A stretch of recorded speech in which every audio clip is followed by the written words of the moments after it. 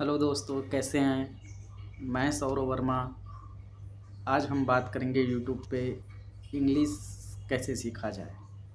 ये इंग्लिश जो वर्ड है, लोगों को लगता है कि ये बहुत बड़ा वर्ड है, बट दोस्तों ऐसा कुछ भी नहीं।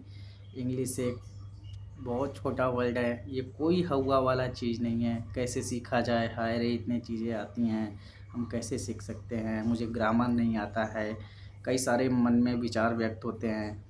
बट दोस्तों मैं बता रहा हूँ, इंग्लिश बहुत आसानी से सीखी जा सकती है। केवल और केवल दो रास्ते हैं इसके। पहला रास्ता, प्रैक्टिस करिए। दूसरा, प्रैक्टिस कैसे की जाए, अपने आप को आईने के दर्पण के सामने लाइए और ख़ुद से ही बात करिए। मैं लिख के देता हूँ कि आप ये 3 महीना जहाँ प्रैक्टिस किए इस तरीके से बहुत आसानी से इंग्लिश सीख जाओगे। और एक चीज़ मैं आप लोगों को बताना चाहूँगा, बहुत सारे लोग कहते हैं कि इंग्लिश सीखने के लिए ग्रामर की ज़रूरत नहीं होती, लेकिन मैं इस बात से एग्री नहीं करता। इंग्लिश सीखने के लिए ग्रामर की बहुत ही ज़रूरत पड़ती है।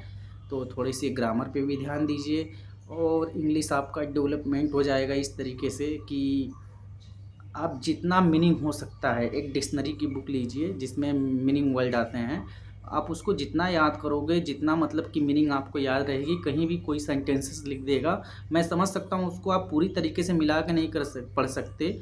पढ़ तो सकते हो, बट क्या है कि आप उस चीज़ को समझ नहीं सकते। लेकिन जब आपको मीनिंग याद रहेगी तो आपको ये पता चल जाएगा कि इस सेंटेंस का कहने का मतलब क्या है।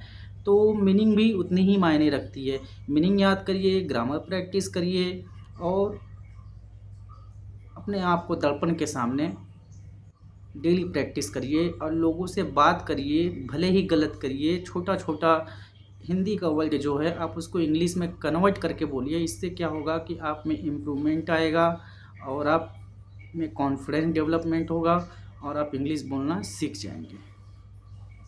ओके दोस्तों, थैंक यू।